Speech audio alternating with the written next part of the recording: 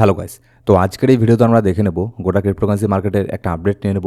বিটকয়েনের মধ্যে নেক্সট এখানে কী হতে পারে, আর সবথেকে বড় কথা যে যুদ্ধটা এখন আপাতত এখানে চলছে, ইউএস আর ইরানের মধ্যে যে যুদ্ধ এখানে চলছে, একে একে যদি আবার এই যুদ্ধের মধ্যে অন্যান্য দেশ এখানে জড়িয়ে পড়ে তাহলে কিন্তু এটা আরও অনেক বড় একটা পর্যায়ে এখানে যেতে পারে। তো আপাতত এটার হওয়ার সম্ভাবনা কতটুকু আছে, আর কি কি নিউজ এখানে বের হয়ে আসছে যুদ্ধ রিলেটেড। কারণ এখন দেখুন মার্কেটে কিন্তু এখন টেকনিক্যাল অ্যানালিসিস খুব একটা বেশি এখানে কাজ করবে না, সবথেকে বেশি কাজ করবে এখন মার্কেটে এই যে নিউজগুলো এখানে বের হয়ে আসবে তার উপরই। যদি এখানে যুদ্ধ হওয়ার সম্ভাবনা আরও বেশি এখানে থাকে সেক্ষেত্রে কিন্তু মার্কেট এখানে ডাউনের দিকে যাবে। আর যদি এখানে সব কিছু ঠিকঠাক এখানে হয়ে যায় তাহলে মার্কেট ট্রাই করবে এখান থেকেই একটা ছোটোখাটো পাম্প হওয়ার। আমি বলছি না যে খুব একটা বিশাল বড় একটা পাম্প এখানে হয়ে যাবে, ওরকম কোনো কিছু না। জাস্ট এখানে তখন আমরা এটা বলতে পারবো যে যুদ্ধের জন্য কোনো ক্র্যাশ আর এখানে হবে না।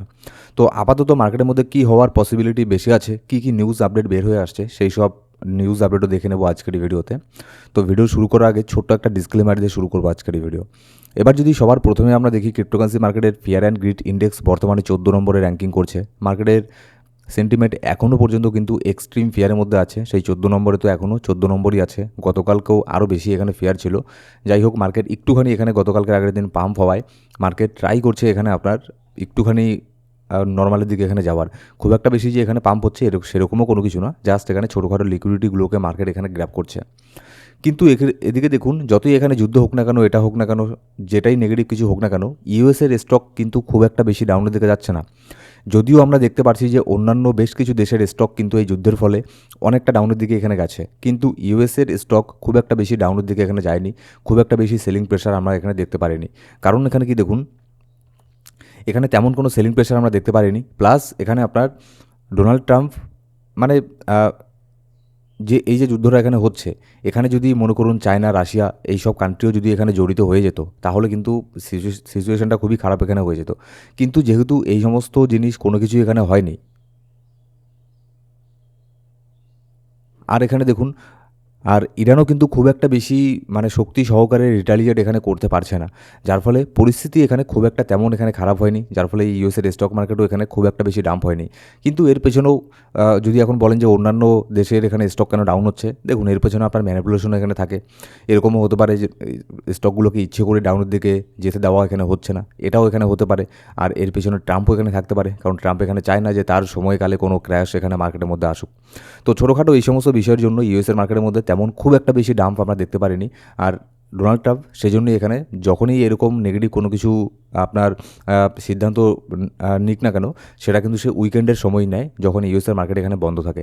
আর যখন এখানে একবার ডিসিশন একটা হয়ে যায় না, তখনই কিন্তু সেই খুব বেশি করে ইফেক্ট কিন্তু তখনই পড়ে সেই সময়টাতে। আর যখনই 2-3 দিন চলে যায় তখন কিন্তু তার ইফেক্টটা কিন্তু খুব একটা বেশি মার্কেটের মধ্যে এখানে থাকে না, সেটা ডোনাল্ড ট্রাম্প খুব ভালো করেই জানে। এবার যদি নেক্সট আমরা দেখি ইটিএফের মধ্যে গতকালকে মোটামুটি ভালোই একটা বাইং প্রেশার আমরা দেখতে পেরেছি, যার ফলে এখানে বিটকয়েনের মধ্যে খুব একটা বেশি সেলিং প্রেশার আমরা এখানে দেখিনি, খুব একটা বেশি এখানে ডাম্প হয়নি। ইটিএফের তরফ থেকেও গতকালকেও ভালো পরিমাণে এখানে বাই করা হয়েছে। তো অনেক দিন পরে ইটিএফের কিন্তু তারা সেলের থেকে বাই জোনের দিকে এখানে যাচ্ছে। আমরা দেখতে পাচ্ছি বেশ কিছুদিন থেকে ইটিএফ কিন্তু ভালো পরিমাণেই এখানে বিটকয়েনকে বাই করে যাচ্ছে একের পর এক। এবার যদি আমরা লিকুইডিটি হিটম্যাপের মধ্যে আসি, আপাতত শর্ট টার্মের জন্য নিচের দিকেও তেমন কোনো লিকুইডিটি নেই, ওপর দিকেও তেমন কোনো লিকুইডিটি নেই। শর্ট টার্মের কথা বলছি আমি। ওপর দিকে ছোট্ট কিছু লিকুইডিটি তৈরি হচ্ছে $67,600 মধ্যে। মোটামুটি বিটকয়েন বর্তমানে যেখানে আছে এখান থেকে $500 উপরে গেলেই $67,600 লিকুইডিটিটাকে এখানে গ্র্যাব করে নিতে পারবে। কিন্তু এখনও এখানে লিকুইডিটি তৈরি হয়নি, জাস্ট এখানে তৈরি হচ্ছে, ছোট্ট কিছু লিকুইডিটি এখানে দেখতে পাচ্ছি। এবার যদি এখানে আমরা নিউজের মধ্যে আসি, এখানে দেখুন US embassy in Riyadh hit by Iranian drones. এখানে একটা জিনিস কী হয়েছে যে বিভিন্ন দেশের মধ্যে যেখানেই ইউএসের এমবেসি আছে, বিশেষ করে মিডল ইস্টের কান্ট্রিতে, ইরানের আশেপাশে যেসব দেশ আছে, সেখানে কিন্তু ইউএসের এমবেসির উপরে প্রচণ্ড পরিমাণে এখানে অ্যাটাক এখানে করছে ইরানের তরফ থেকে। তারা এখানে ড্রোন দিয়ে এখানে অ্যাটাক করছে। তো এটার ফলে খুব একটা বেশি তেমন ক্ষয়ক্ষতি এখানে করতে পারেনি। এবার যদি নেক্সট আপডেটে আমরা এখানে আসি, এখানে যদি আমরা দেখি চায়নার এখানে কী রোল আছে, যেটা আমরা এর আগে ধরেছিলাম যে যদি এখানে চায়না, রাশিয়া এরা যদি এখানে একদম অ্যাক্টিভ এখানে হয়ে যায়, এর মধ্যে যদি এখানে জড়িয়ে পড়ে, তাহলে কিন্তু পৃথিবীর আরও অনেক দেশ এর মধ্যে জড়িয়ে পড়বে। সেক্ষেত্রে কিন্তু একটা ভয়ানক পরিস্থিতির এখানে তৈরি হতে পারে। যদিও এটার চান্স খুবই এখানে কম ছিল, সেটাই এখানে হয়েছে। চায়না আর রাশিয়া এরা এমনি যতই স্টেটমেন্ট এখানে দিক না কেন, এখনও পর্যন্ত কিন্তু চায়না রাশিয়া কেউ কিন্তু ইরানকে এখানে মৌখিকভাবে সাপোর্ট এখানে করেছে, কিন্তু মৌখিকভাবে সাপোর্ট করা আর এখানে আপনার একদম অন গ্রাউন্ডে সাপোর্ট করার মধ্যে অনেক তফাৎ এখানে থাকে। চায়না যেমন এখানে বলেওছে চায়না ডিক্লেয়ার সাপোর্ট ফর ইরানকে এখানে সাপোর্ট এখানে করেছে, কিন্তু মৌখিকভাবে সাপোর্ট এখানে করেছে। সেরকম এখানে ওরকম কিছু না যে অন গ্রাউন্ডের মধ্যে সাপোর্ট করেছে, এরকম কোনো কিছু না। এবার নেক্সট আপডেটে যদি আমরা এখানে আসি, এবার চায়নার থেকেই এটা আসছে যে চায়নার থেকে আজকে একটা নিউজ এখানে বের হয়ে আসছে যে চায়না এখানে ডিমান্ড করেছে ইরান, ইসরায়েল আর ইউএস সবাই যাতে এই মিলিটারি অপারেশন এখানে বন্ধ করে দেয়। তো এবার যেটা এখানে মনে হচ্ছে যে এটা মনে করুন যেটা হয়ে গেল এটা শেষের দিকে, এখানে আর তেমন এখানে কোনো কিছু হবে না। যেখানে এখানে চায়না, রাশিয়া, অন্যান্য আর কোনো দেশ, ইন্ডিয়া, এরাও যেখানে এখানে ইনভলভ এখানে হয়নি, সেখানে পরিস্থিতি খুব একটা বেশি এখানে খারাপ যাবে না। ইরানের একার পক্ষে এখানে কখনোই সম্ভব না ইউএস ইসরায়েলের সাথে এখানে একাই এখানে যুদ্ধ করার, ঠিক আছে। তো আপাতত সিচুয়েশন এখানে কন্ট্রোলের মধ্যেই আছে, সিচুয়েশন খুব একটা খারাপ হওয়ার এখানে পসিবিলিটি খুবই কম আছে। আর যার ফলে মার্কেটও এই জিনিসগুলো এখানে বুঝতে পারে, আর যার ফলে দেখবেন গোল্ডের মধ্যেও মোটামুটি একটা পাম্প আমরা এখানে দেখতে পাচ্ছি, সিলভারের মধ্যে একটা পাম্প এখানে দেখতে পাচ্ছি। কিন্তু এই সব জিনিসের ফলে ইউএস অয়েলের মধ্যে কিন্তু হিউজ পরিমাণে এখানে পাম্প হয়েছে। যদি আমরা দেখি ইউএসের অয়েল কিন্তু বিশাল পরিমাণে এখানে পাম্প হয়েছে, বিশাল বড় একটা গ্যাপ আপ নিয়ে এখানে ওপেন হয়েছে ইউএসের অয়েল। আর আপনারা অনেকেই বলেন যে গোল্ডের মধ্যে, ইউএস অয়েলের মধ্যে, সিলভারের মধ্যে কোথায় এখানে ট্রেডিং করবেন।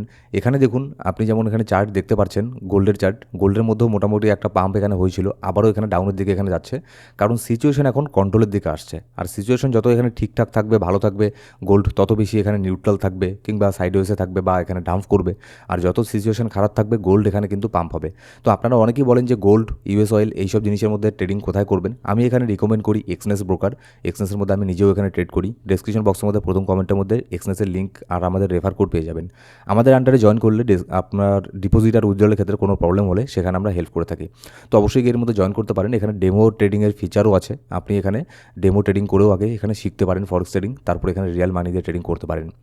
এবার যদি নেক্সট আপডেটে আমরা এখানে আসি, মাইকেল সেলার কিন্তু দেখুন একের পর এক এখানে বিটকয়েনকে বাই করেই যাচ্ছে, প্রত্যেক সপ্তাহে বাই করে যাচ্ছে।